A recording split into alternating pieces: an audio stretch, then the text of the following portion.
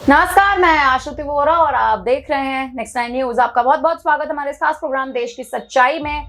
बात करेंगे बृजभूषण शरण सिंह के बारे में। अखिलेश यादव जिस हिसाब से अब बृजभूषण शरण सिंह पर अपना दांव चलने का प्रयास कर रहे हैं, कहीं ना कहीं बृजभूषण के कंधे पर बंदूक चलाने का प्रयास कर रहे हैं भारतीय जनता पार्टी के खेमे में बगावत करने के लिए। अखिलेश यादव बृजभूषण शरण सिंह को अपनी पार्टी में शामिल करने के तमाम प्रयासों में जुट चुके हैं। सूत्रों के हवाले से खबरें कहीं ना कहीं ये कहती हैं कि बृजभूषण शरण सिंह अब आने वाले समय में बीजेपी को बगावत दे सकते हैं और अखिलेश यादव के साथ शामिल होते नजर आ सकते हैं। अगर ऐसा हुआ तो स्थिति कहीं ना कहीं उत्तर प्रदेश में बदल जाएगी, क्योंकि केसरगंज की सीट पर बृजभूषण के चेहरे पर उनके बेटे करण भूषण सिंह को जीत इस बार दर्ज करवाई गई थी। जीते थे उनके बेटे करण भूषण सिंह और सांसदी के पद पर अब बैठ भी चुके हैं, लेकिन बृजभूषण शरण सिंह नाराज हैं, ऐसा लगातार कहा जा रहा है। कारण ये भी है क्योंकि बीजेपी से बृजभूषण का नाराज होना वाजिब माना जा रहा है। कहीं ना कहीं बृजभूषण का टिकट इस बार भारतीय जनता पार्टी ने काट दिया था। टिकट काटने के बाद उनके बेटे को ही भले टिकट दिया गया, लेकिन राजनीति में बड़ा धब्बा कहीं ना कहीं बृजभूषण शरण सिंह पर, उनके करियर पर लगता साफ तौर पर नजर आया। और जिस हिसाब से यौन शोषण का मामला लगातार चल रहा है, इस मामले में और आने वाले समय में क्या बृजभूषण शरण सिंह वो बड़ी वजह बनते नजर आ सकते हैं और बृजभूषण शरण सिंह के जरिए क्या अखिलेश यादव वो बड़ी वजह बनते नजर आएंगे बगावत करने के बीजेपी के खेमे में। इन्हीं तमाम सवालों पर आज चर्चा करेंगे। हमारे साथ माही मौजूद है। माही, क्या लगता है यूपी में जिस हिसाब से स्थिति तो कहीं ना कहीं बनी हुई है, बृजभूषण शरण सिंह का एक उनकी खुद की आप देखिए जो साख है वो दांव पे लगी हुई है। लगातार यौन शोषण के मामले में उनकी सुनवाई पर भी आप देखिए जिस हिसाब से आरोपी घोषित करने के, आरोपी बनाने के बृजभूषण को तमाम तरह के आरोप उन पर तय तो कर दिए गए थे, लेकिन उसके बाद आप देखिए जिस हिसाब से टिकट उनका बीजेपी ने काटा, अखिलेश यादव का यूं संपर्क में बने रहना, किस हिसाब से समीकरण देखनी है आप?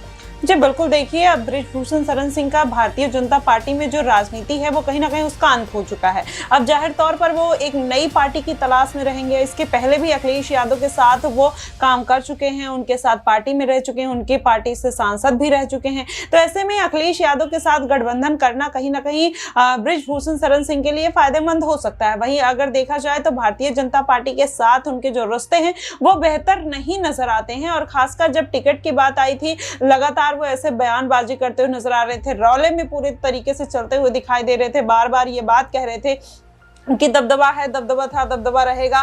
कहीं ना कहीं बृजभूषण शरण सिंह को भले उनके बेटे को टिकट भारतीय जनता पार्टी ने दे दिया, लेकिन उनकी बात को दरकिनार कर देना कहीं ना कहीं उनको ये बात चुभती हुई नजर आई। और लगातार वो पीएम मोदी की तारीफ करते हैं, लेकिन योगी आदित्यनाथ को हमेशा से बुलडोजर और तमाम मुस्लिम नीतियों के लिए घेरते हुए नजर आते हैं। तो ऐसे में माना यही जा रहा है कि बृजभूषण शरण सिंह अब नई पार्टी की तलाश में है। वो पार्टी अगर देखा जाए तो कहीं ना कहीं अखिलेश यादव की पार्टी हो सकती है। जी, अखिलेश यादव की पार्टी कहीं ना कहीं हो सकती है, जिस नई पार्टी की तलाश में बृजभूषण शरण सिंह जुटे हुए हैं। लेकिन मायावती का नाम भी आप देखें, माही लगातार चर्चाओं में बना हुआ है, क्योंकि मायावती अपनी साख को बचाने के लिए तमाम अन्य ऐसे चेहरों को कहीं ना कहीं उन चेहरों पर दांव चलने का प्रयास कर रही है, जो चेहरे मायावती की पार्टी को, बहुजन समाज पार्टी का एक वर्चस्व बेहतर करते नजर आ सकते हैं। तो क्या आपको ऐसा लगता है कि अखिलेश यादव अगर बृजभूषण को नहीं साध पाए तो क्या मायावती कहीं ना कहीं बृजभूषण को उपचुनाव में टिकट देती नजर आ सकती है?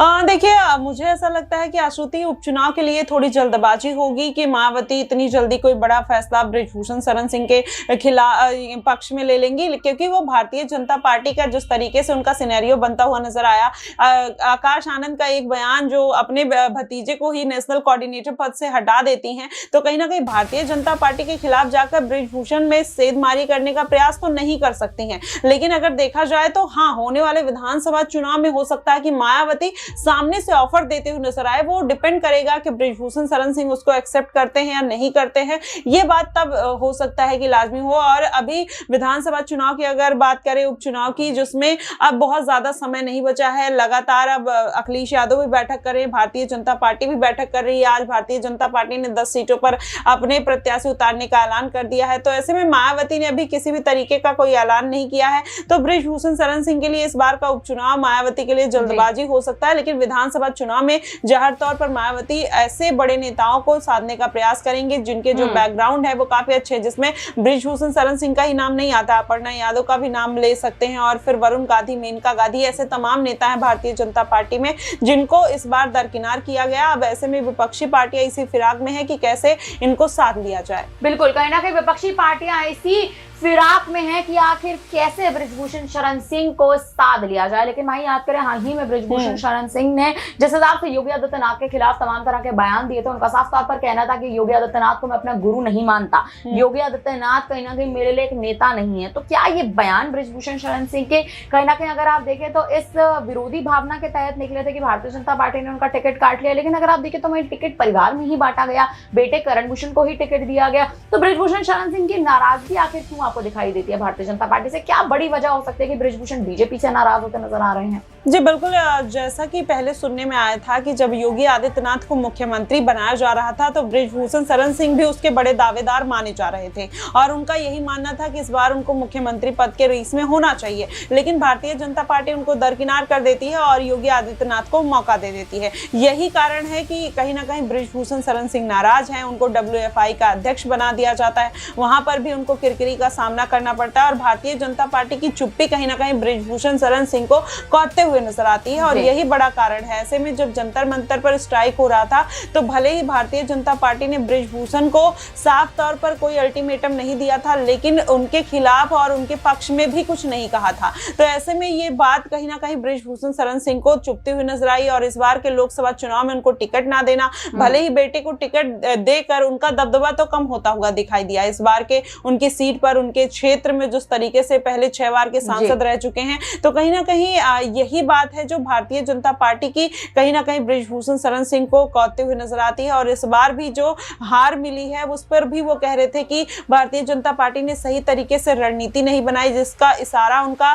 कहीं ना कहीं योगी आदित्यनाथ की तरफ था कि यूपी में इतनी सीटें हारने का कारण योगी आदित्यनाथ है, चुनाव प्रचार सही से ना करना और सभी चीजों को कहीं ना कहीं फॉर ग्रांटेड ले लेना भारतीय जनता पार्टी को भारी पड़ा। तो यही कारण है, कुछ ऐसे छोटे छोटे कारण हैं जिनकी वजह से पद और मंत्री पद और CM पद की लालच कहीं ना कहीं इसके पीछे एक बड़ी वजह मानी जा सकती है। कहीं ना कहीं लालच जो है वो बड़ी वजह मानी जा सकती है, क्योंकि बृजभूषण शरण सिंह कहीं ना कहीं बड़े पद की दावेदारी करना चाह रहे थे, लेकिन बड़ा पद बृजभूषण के खाते में जाता साफ तौर पर नजर नहीं आया है। अब लगातार सवालों का दौर इसी तरह से उठ रहा है कि अगर बृजभूषण शरण सिंह बगावत करते नजर आएंगे तो मोदी शाह योगी की रणनीतियों पर उत्तर प्रदेश में पानी फिर सकता है, क्योंकि बृजभूषण शरण सिंह बड़ा नाम है, केसरगंज की सीट पर बड़ा नाम है और पूर्व सांसदी पर भी एक बड़ा नाम कहीं ना कहीं दिखलाते नजर आते हैं। जिस हिसाब से केसरगंज की सीट पर ही बृजभूषण शरण सिंह ने लंबे समय से अपना दबदबा बना रखा था, क्या वो दबदबा अब कायम रहेगा या नहीं रहेगा, इस पर लगातार सवाल अब तेज हो चुके हैं। दबदबा है, दबदबा था, दबदबा रहेगा,